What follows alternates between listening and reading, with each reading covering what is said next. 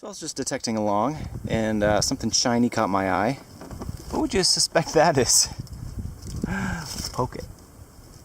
Ugh. So, I was going through my daily routine one day, watching YouTube videos, as I do, and I was going through a phase where I was watching a lot of metal detecting videos. And there was one guy who's doing it in Vermont. It goes as Green Mountain Metal Detecting. Anyway, so I was watching it. He came across something called star jelly. It was just like this jelly substance stuff, and it looked like clear. You could see right through it, and he was poking it with a stick. That is bizarre stuff. And then he went on with the video. And I got really confused as to why nobody knows what this jelly was out in the woods, because it actually had looked kind of familiar to me. I grew up in Vermont myself, and walking through the woods behind my house as a child, I'm pretty sure that I had seen that jelly stuff and didn't really think much of it. I probably poked it myself. We spent a lot of time playing with frog eggs in the swamps. But I decided to figure out what it was, because who knows how long nobody's known what it was. I went to Instagram and I asked the guy, the Green Mountain Metal Detector, that I was gonna make a documentary on that stuff, and I wanted to see if he could get some for me. And he said, okay, sure, it seems like it's a spring thing, but I'll bottle some up next time I see it. I started looking online, and it looked like people had been writing about it. The earliest writing was in the 14th century by some guy who said that star jelly had a health benefit if you rubbed it on your skin. I found another article about it written in the magazine called Nature, and that was written in about 1910. And the biologist or scientist guy had taken samples and sent it to labs, but each time that he did it, the postage took too long, and the star jelly had turned to some kind of other muck. And then other studies had shown that star jelly had no DNA.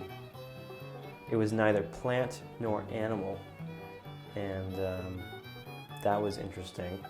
They found, just nothing but, there was nothing inside besides like little single-celled organisms that were just hanging out in there.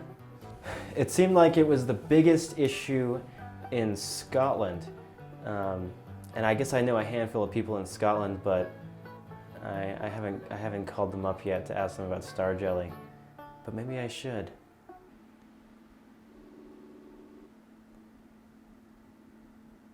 Hello. Hey, how's it going? I got back yourself. How's things? Okay, so I wanted to ask you about, you ever heard of star jelly? No.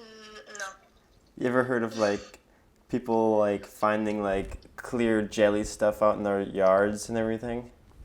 What, in Scotland? Yeah. No, I have never heard of that in my life. But people over there, it seems to be just appearing every morning on the lawns and their porches, and everyone's going crazy taking videos of it and asking people what it is. But the number one theory to seem to kind of get everyone to just calm down in Scotland.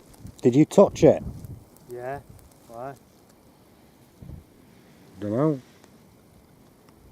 I licked it. Put my finger in it and tasted it. Is that it's the remains of amphibians after they've been mauled by something like a heron or a coyote or fox. And what happens is the frog loses its ovarian jelly that it uses to lay eggs with, and then the water comes and hits it, and it gets bigger, and that's all that's left of the frog. And then one day later, or the next morning, a person comes walking by, sees it, and thinks it's star jelly. Or it is star jelly. But the problem is nobody has any actual footage of that happening, or there's no eyewitnesses. So I wanted to know, did it come from outer space? Is it extraterrestrial? Is it paranormal? It seems like it could be maybe floating through our universe for a while, and then it lands It stays there for a day or two until someone sees it, and then evaporates, and then there's nothing remains? Or does it maybe just kind of, wherever planet it's on, it kind of, maybe some alien finds it, maybe it's their boogers, and they throw it in the garbage, and their garbage kind of goes, and then appears in Earth for a day. I decided to go back to my home state of Vermont to try to find some star jelly. And I decided I might do some interviews with people because it seemed familiar to me, so I thought that maybe it would seem familiar to some other people. So I briefly walked through my woods, kind of, halfway looking for star jelly because I really didn't think I was gonna find it. I just wanted to get the footage of me looking for it. I don't think I'm actually gonna find star jelly here. I don't know if it's the season, maybe the season's past. Either way, no star jelly today. Then I decided to take a ride down to a country store, kind of in a rural area from around my house, to ask people that walk into the store, because there's usually always like 5 or 6 older gentlemen there who are just kind of hanging out for a couple hours. And I thought that they might know something about star jelly, or maybe they had their own theory, or maybe their own name for it even. But I ended up just kind of standing in there holding these pictures, and nobody really wanted to be on camera. But people were interested in it, and they were talking to me about it. They all had said that they thought it was ice or something. They said it looked like snow or ice. It was also like opening day of deer hunting, so a lot of people were kind of busy with that, and they were walking in covered in blood, and yeah, nobody really wanted to talk. But one woman named Amy, who works for Northern Woodlands, which is a magazine up there that focuses on forest life, she came up to me and told me to submit it to the What in the Woods article they run, where people that don't know what something is in the woods, they take a picture, send it in. And she also told me to email this guy Dan, who's a biologist there. I wrapped up there and went to another store that was even more empty. I mean, there was nobody there.